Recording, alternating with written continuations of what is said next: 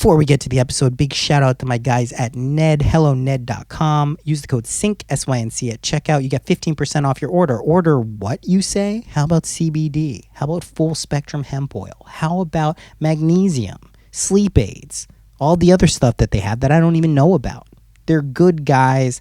If there's some place you could put your money into the nascent and emerging area of cannabis, this would be it. They're really cool. When will they start releasing weed products, THC? I will sell that shit forever. I don't need their money. I like them. That's why I still promote them. I could easily go, hey, listen, guys, we're done. I'm done with this. I don't need it. But I like these guys. They're cool. Go check them out. helloned.com. Use the code SYNC, S-Y-N-C, at checkout. 15% off whatever you order. I assume many of you are still doing this because they keep sending me money. And I don't think it would be a bad business model to send me money if I wasn't making them money, which means you guys are buying it, which is great because it's good products and they're good people. That's it. On to the episode.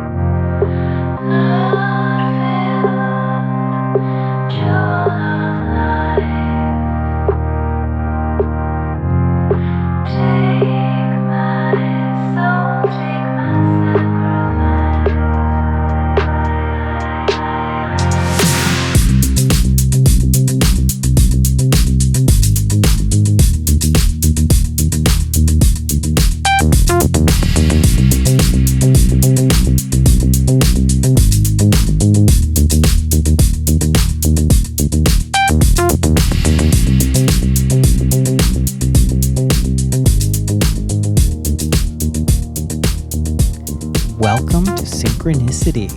It's been a little bit. I think I only did one episode last month. I lied. I said I was going to do 2 a month, and I'll do them when I feel like it. I've hit that point in life and with this podcast where I'm just going to do them when I feel like I got something to say and share. That's this week. I actually got the name of this podcast from, I don't know, have you guys been having like the craziest, most vivid dreams recently, or is that just me? It might be because I'm on a boat on the water, and that just kind of lends itself to that, but holy shit. I had a dream last night with 2 dastardly characters named Sour Cherry and Sour Larry, and as goofy as those names sound, they were very scary. Legit nightmare material. I don't know what's up with that. How you guys doing, though? How's things been? How's manifesting your reality going? How's life and beyond treating you? Good? I hope so. Big shout out to Lacey, those podcasts we did together, mine and for her podcast Horror Pod. Really good feedback. Love to see it. Love to hear it. This is going to be a meandering all over the place podcast because that's how we're doing it now. And I wanted to talk about a couple of things that maybe don't have the best connotation, but are nevertheless pretty cool, which are fear and pessimism. I think we'll start with pessimism because that's one that's pretty good and useful to talk about because it's trendy and easy and lazy to be pessimistic, right? It's like a very easy thing to do. It seems like a smart thing to do. People actually get called really smart and intelligent and prophetic even when they're pessimistic because it seems like, wow, it's so wise. How you're so good at predicting things. Like, it is bad out there. There are so many reasons to be pessimistic, but the truth is it's just lazy. It's just abundantly lazy. I don't know how else to say it. It's easy and lazy to be a pessimist. It's basically one of the easier things that you can do in life. The way that works is you look out in the world, you say, oh, there's so much bad stuff. There's so much suffering. There's so many things that aren't going well. And you may even look at your own life and go, oh, there's so many things not going my way. But that's really just a choice that you're choosing to focus on anything. I said something about Twitter the other day, because a lot of people flame Twitter. They're like, oh, it's so bad. So why do we go on it? It's so awful. I don't know if people are aware of this, but you get to choose who you follow on Twitter. That's a choice that you get to make. It's not being force fed to you. Now, granted, if you're on the regular app, they actually do feed you some shit, but it's based on what you're already looking at. Also, hot tip, use Tweetbot if you're on iOS. You get things in chronological order, and you only get the tweets from people you follow. You don't get that extra garbaggio. So there's a tip. But Twitter and life are both a cesspool of misinformation and a trove of incredible wisdom. What you focus on is what you get. Is just like life. There's no difference. It's not like there's a major difference there. We're going to be making some parallels to a lot of different things this episode that, I've realized, especially with crypto over the past year, 4 years, 10 years, it's the same thing as life. Persistence, by the way, is probably the most, I don't want to say the most, it's one of the most important things you can have as a skill. Not giving up seems to be the main determining factor for most people's success, if not all success. You just don't give up. You believe something with conviction and intuition, hopefully, and then you just don't give up, and then it happens. That's literally how everything works. So what I'm saying here with pessimism is this. Essentially, you look at something, you can choose to believe the worst, half glass empty, things aren't going your way, the world is getting worse, things are horrible, people are stupid, oh, people aren't getting vaccinated, everyone is horrible, blah, blah, oh, people are getting vaccinated, how can they be such sheeple? It's just lazy. I'm trying to shame people. Is that a good tactic? It's not a great tactic to try to shame people out of being pessimistic. It's just like, I don't know, it's like a comedian's punching down. By the way, Dave Chappelle getting tons of pushback from this latest special, which I did not see. I did binge watch Squid Game last night, all 9 episodes. Holy shit, that was a good show. The ending, but the show, holy shit. Chappelle is, he goes after the trans people and blah, blah, blah, blah, blah. And I don't know. I don't think about trans people that much. I don't know any in my life personally. I've met a couple. I don't have, obviously, any issue with anyone related to their gender identity or politics or whatever. It's just like, who cares? Whatever you want to do it. I think there's this cross-section or intersection of identity that I push back on, just not even like gender identity, but just like any identity seems like a tough sell, seems like a hard thing to do. So I do get that. I do get if you kind of center your life completely around an identity of either being trans or a certain race or a certain socioeconomic background, that doesn't seem fun. That seems like a game that you're destined to lose because it's not really true, right? These bodies we inhabit, these consciousness that we believe we are, it's not totally accurate, right? I mean, we know that. We've seen enough cracks in the armor to know that that's not true. So I get kind of what Chappelle was poking at with that. The outrage, the anger, I can't comment on because I didn't watch it. I didn't hear any of it. I think sometimes we get caught in our own heads and feel that our opinions and our thoughts are very important. And I think comedians have a tough job where they have to kind of like parse what the collective is going through and try to mitigate, share their viewpoint and speak for other people who may be going through the same things. But then sometimes you can get tunnel vision, right? And focus maybe a little bit too much. I think this is like classic Twitter behavior too. Like you're thinking about something in your head, maybe something triggered you, and then you tweet about it, and then you're like, blah, blah, blah, blah, and then it's like, oh, why? No one cares really at the end of the day. So I don't know, made me think of that, but it's been going on. And basically the point is this with pessimism. It's lazy. It's super lazy. Laziness in general, not a great quality. It's super easy. It's punching down.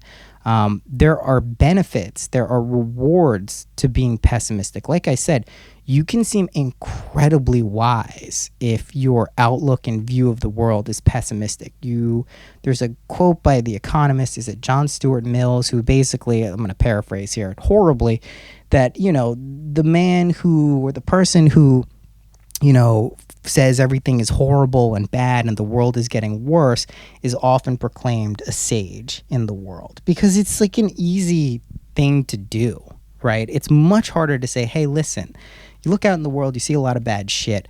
That's what you're perceiving. If you change internally, if you alchemize kind of what your beliefs, feelings, and thoughts are, you actively will change the world. Your world first and foremost, but then the world at large as well. That's a much tougher stance to take. It's also a tougher stance to maintain over time, because the chances are you're not purely going to get a reflection of a utopian perfect society, certainly not in the collective. And even in your own life, you're going to go through ups and downs. So it's not like you get to maintain this like high vibe, everything is great, nothing bad ever happens to me mentality and life perception. So holding on to the idea that your viewpoint, perspective, and emotions shape your world, going through the ups and downs, that's harder. That's way harder. That's like running a marathon, right, with a smile on your face. Pretty difficult, right? Even if you finish the marathon, the chances are you had a great time the whole time. Probably pretty low. But it's probably the proper perspective to maintain. If the premise is that what you focus on is what you get, what would you rather focus on? A world filled with misery, pessimism, and fear, or optimism, hope, and joy? I don't know. You tell me. All right, now we're going to get into the title of the episode, Fear Factory. I had this dream the other night, and that title came to me, and I think kind of what we're moving through individually and collectively is our relationship with fear. And if you're consumed and overtaken by fear, it will dominate your life, right? That's just kind of how it works. When you recognize that fear is, like most things, a choice, it is not thrust upon you. Even if it feels like that, it is a choice. It changes your relationship. But we are in a fear factory. We are in a place in the world where the easier or dominant mode of thinking is to be fearful. And you can say, oh, well, this is the media. This is these people out there, they're making us afraid. Why they do that to us? Blah, blah.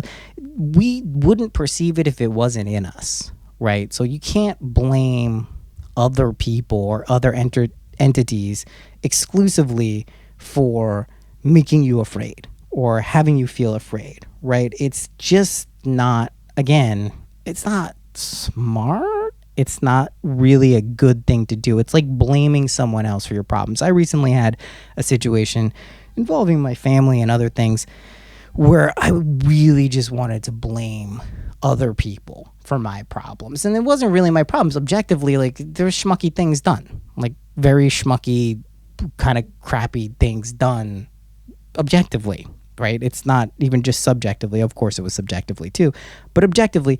And the tendency there is to be like, hey, fuck you. How dare you? How dare you do this?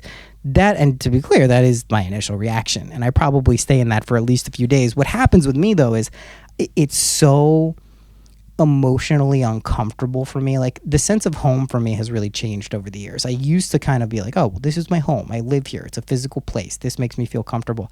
That's not how I view home anymore. Home for me is like emotional stability, is feeling that things are comfortable, copacetic, nice, pleasant, harmonious. That's home for me. So when I get into like a distorted version of what that is, it just fucks my whole shit up, and I can't really focus on other things, and I have to figure out how to find like that equilibrium again. And so when I get into situations where I'm tending to blame other people exclusively for things that are going on in my life that are maybe aggravating or difficult, I can't feel at peace, right? It doesn't really work for me. I'm sure you know what I'm talking about. So when those things arise, I try to get to the bottom of it. Like, what is the best possible outcome here? What am I showing myself, or are these situations showing me that I need to like change my perspective on, or I need to maybe change course of actions in my life or with my thoughts or with my emotions to really like turn this into something positive?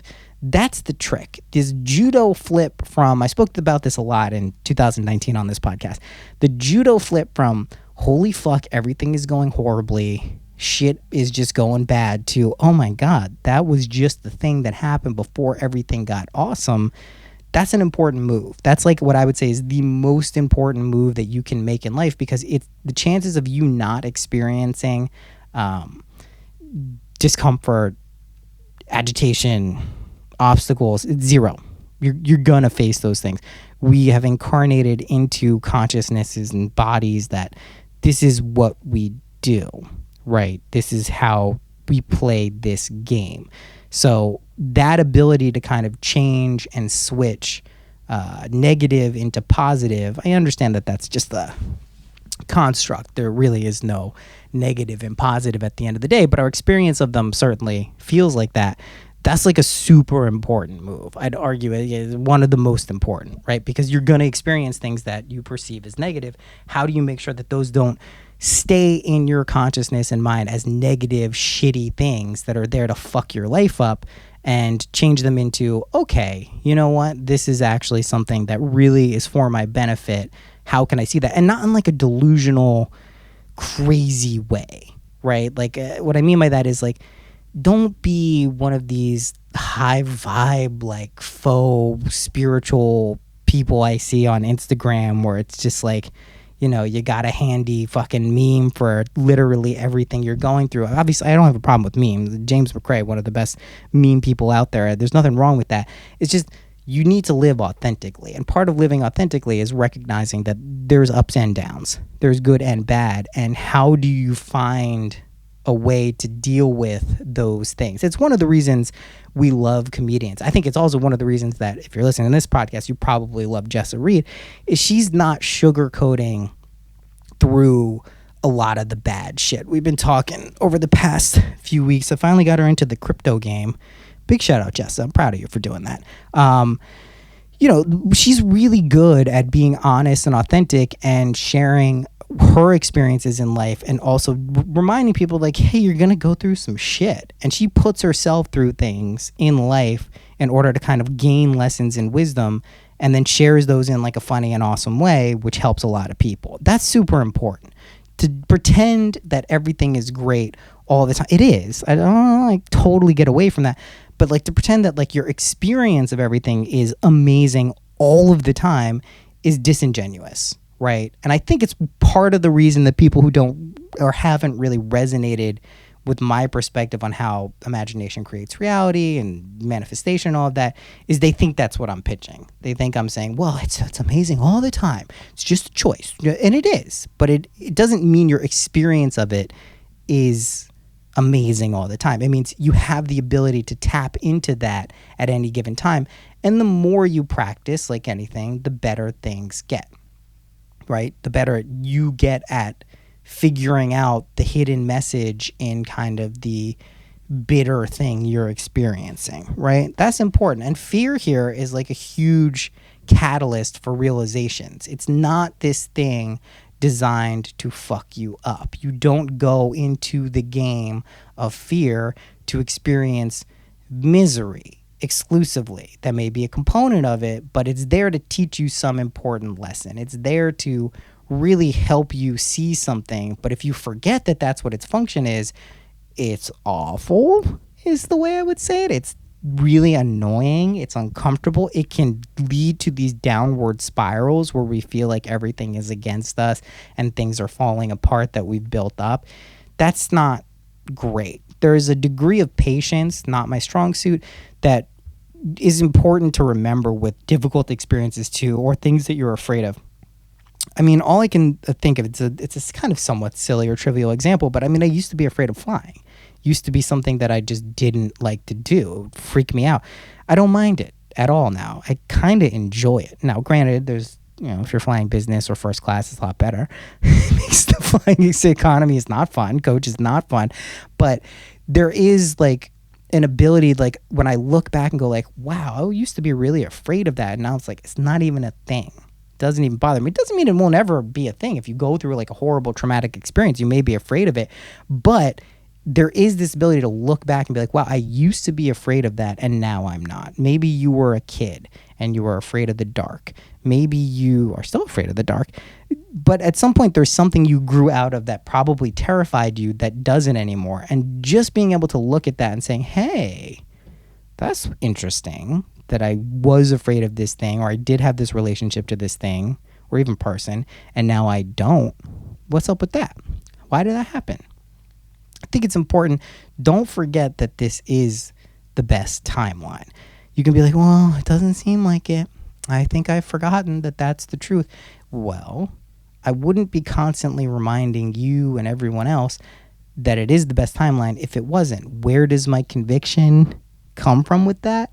It's a choice. It's a resonance. I personally am of the firm opinion that I wouldn't have come here to experience this world if it wasn't going to be fun and awesome. It's just not really what I'm about.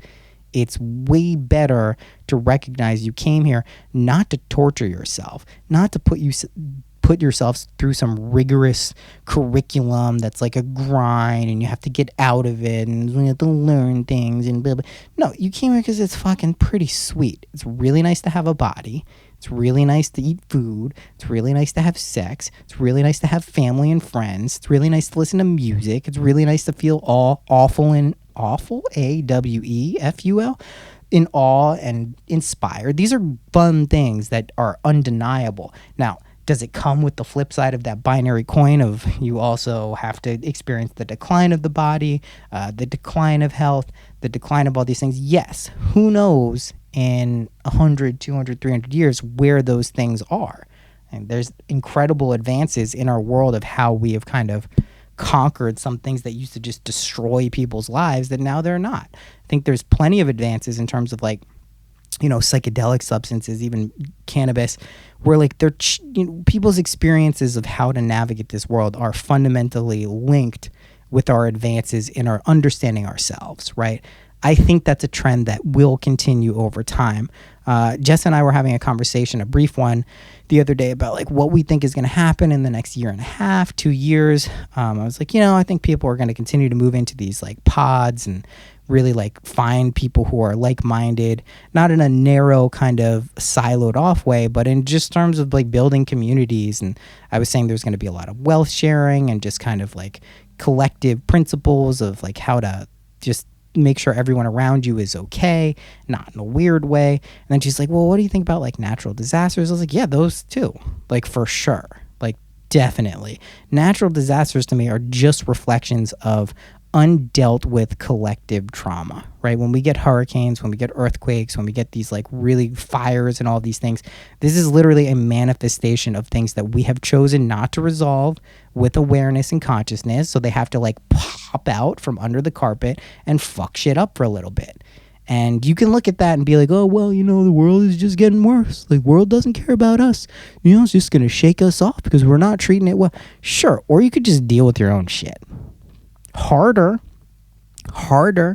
easier to believe that people are schmucks and bad and not good, and that's why bad things happen. Lazy. It's like the comedians now or the people who just like, I don't want to talk shit. I don't like talking shit. I think it's fundamentally not a good thing to do. But when I look at kind of people who are just attacking how stupid other people are or how bad the things they do are. Like, yes, there's a place in the world for calling out injustice and, just narcissism and things that aren't good.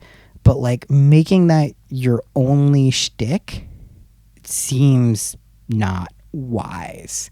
Attacking for the sake of it being your identity is just as bad as anyone else, like with the identity of being like a raging racist. I know that sounds wrong. You could be like, well, no, it's much worse to be racist than like calling out people who are seemingly doing stupid things.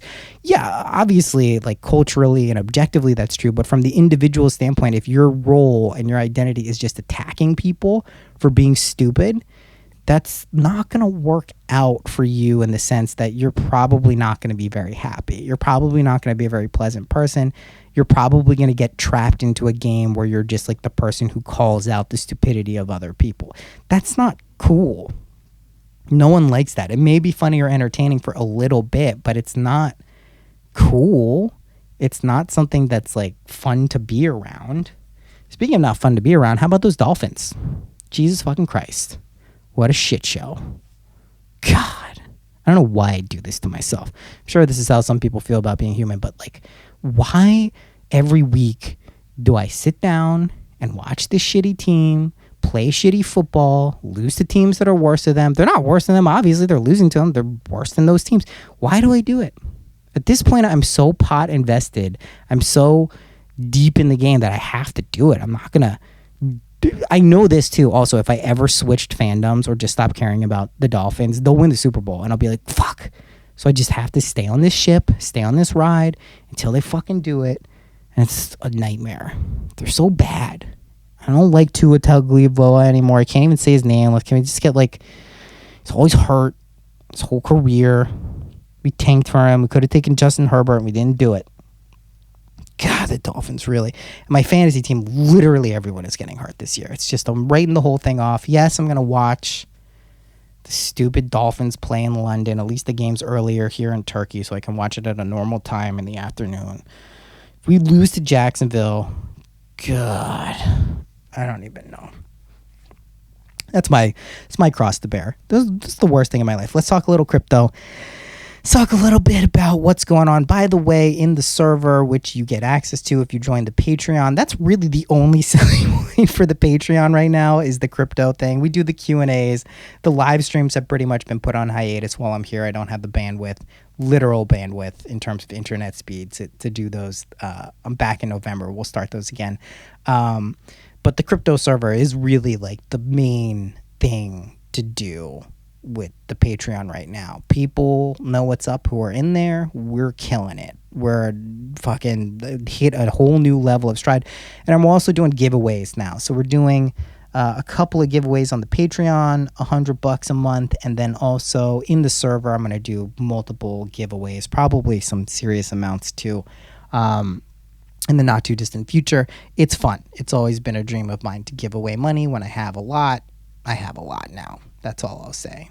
I wouldn't say I'm retired, but we're getting to that point. We're getting to the elite point of like, holy shit, should I be buying these $20,000 monitors? Maybe I will. So it's fun. It's a good time. We have another at least month or two of serious pumpadelics in the crypto space, whether that's NFTs, whether that's shitcoins or altcoins, whether that's the majors like Bitcoin or Ethereum. There's plenty of gains to be had. What's going on is we're shifting from an old world, what's the word I'm looking for? Parasitic? Is that the term? There's also a very interesting thing going on with crypto right now is like there's so many gains to be made that these venture capitalists and parasitic funds are going in and extracting value and pulling it out. And people are like, fuck this. Like, this is supposed to be a fair and equitable system. Can we not run the same script on just a different technological medium? So there's this real ideological war of like, the regular guy, the regular Joe being able to survive. Joe, by the way, go farm that on AVAX, Trader Joe. But there is this thing going on where there's this clash between like the old way of I win, you lose mentality versus we win together. If you come from the I win, you lose mentality, very binary, very zero sum, very predatory, that's the word I was looking for, you're going to try to run that script on this new consciousness world that's emerging. I wouldn't do that. if I were you. Even if it works, even if you end up with a ton of money or power or whatever it is, you may just end up pulling like an Elon Musk and just like ribbing Jeff Bezos for being number 2 richest guy in the world. Like, yeah, it's kind of funny to see someone do that, but on the other hand, it's like, dude, are you really trying to whip out your dick? Like, no one really cares who the richest person in the world. They maybe think about it for like, okay, cool, you did that. Like, no one really cares because A, it's not attainable for people, and it's not something that even people could possibly comprehend. So I don't know. I think the best thing you can do, and I was saying this also on Twitter and in the server, people are doing technical analysis and all this stuff in the server and blah, blah. It just seems like a huge waste of time. For me, if it works for you, that's great. The only things that have worked for me in this space, and this is also true in life, is find nice and cool people and just stay in the game. That's it. That's why the server exists, CryptoSync. That's why we do these things. And it's working. That's all I can say. It's good times. We'll do a shout out to the guys at Ned at the end of the episode here as well. Go to helloned.com. Use the code SYNC, SYNC. Obviously, at this point, I don't need their money. This is just something I like to do because it is a good product and they're cool guys. It's fun. I think they paid me last month and I didn't even do both spots. I got to hit them up and be like, listen, take your money back. I didn't do what I was supposed to do.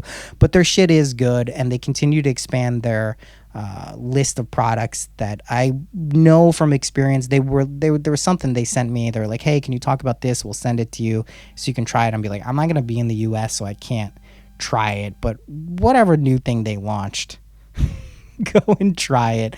Their CBD is awesome. Their sleep aid is pretty cool. Their chapstick is probably my favorite product, their CBD chapstick. helloned.com. Use the code SYNC at checkout. You get 15% off your order. Those guys are cool. Go check them out. My dream is just to get sponsored by actual weed companies. Now that New York is legal, I should be able to do that. Someone sponsor me. Like, I got a pretty good audience of people who will probably buy your shit. Just send me drugs, basically. Companies. Can we do that? Is that a thing that's allowed? Cool. Should we clip this episode? What do we do here? Like, half an hour? That feels about right. Is there anything else I wanted to talk about? I guess the main thing is like, don't buy into fear and pessimism. It's lazy. It's not cool. You may get all of the credit in the world for being a pessimist and buying into fear and pitching narratives that are fearful, but it's just like, it's like kind of lame. And that doesn't mean we discount negative and traumatic and difficult experiences in life. That's not what I'm advocating. That would also be equally as lame. It's just like, make a conscious decision to focus on your ability to create the world you would like to create. And if you look out in your world, and it's not going the way you want, take some responsibility for that. I guess I am in that sense kind of like a pull you're up by your own bootstraps, not in every aspect of life, but like internally, mentally, emotionally, spiritually. That's your obligation to yourself. You can't outsource that to anyone else. So you're in the game. There is a fear factory. We're processing a lot of this stuff individually and collectively. It's not a big deal. This doesn't have to be super hard. It can be hard. It can be difficult. Honor when things aren't going your way. Just be like, all right, what? Why? I see that's not going my way. I see that there's some difficulty. What can I do to change that? It could be as simple as just putting on a song you like. It could be as simple as just going out into nature and appreciating kind of the beauty and harmony and love around you. It doesn't have to be a very complicated, 12-step process. You have to read 50,000 books on how to become a spiritual master. That seems lame to me. I played that game where there's these complicated rules of how everything works. No, not really. I think what you learn as you kind of move up through dimensions and live from higher states of consciousness is it gets more and more simple. It doesn't actually get more complicated. Maybe it be incredibly complex underneath the mechanisms of how everything works, but your appreciation, your understanding of things does get less complex, gets easier. You're like, oh, have a good time? Got it. Have fun? Got it. Cool. We back, baby. What was I going to say? Yeah, Patreon, Synchronicity. That's how you get the Discord. I don't got to pitch it to you. Do I? I don't know. Do you want to make more money? Do you want to eliminate money as a stressor in your life? Don't worry. There'll be plenty of other things for you to stress out about. Don't you worry, honey. There's going to be so many other... This is not going to eliminate your problems in life, but it may eliminate your money problems. That's nice. And then you don't have to go play Squid Game. You don't have to go... You don't have to do that. That's basically what we're doing in life. If you don't... Until you get off that ride, you're just getting shot by the little girl in Squid Game. Motion detecting. Don't do that. I cried when the old man... with the marble game. You know what I'm talking about? Go watch Squid Game. So good. The last episode, but seriously, wow. I see why it's the #1 show in the world. Pretty awesome. Okay. That's it. I'll see you, I don't know, whenever I see you. Soon. We'll talk about stuff on this podcast, which is still going. I will have guests when I come back. I'm going to start a couple of projects now that I have the funding from myself to do them. A couple wealth sharing projects we'll talk about. And just like some fun things. We want to do fun, cool, entertaining things. And stay tuned for music stuff. God, I love music. It's so cool. All right, guys. I'll see you soon. Bye, boy.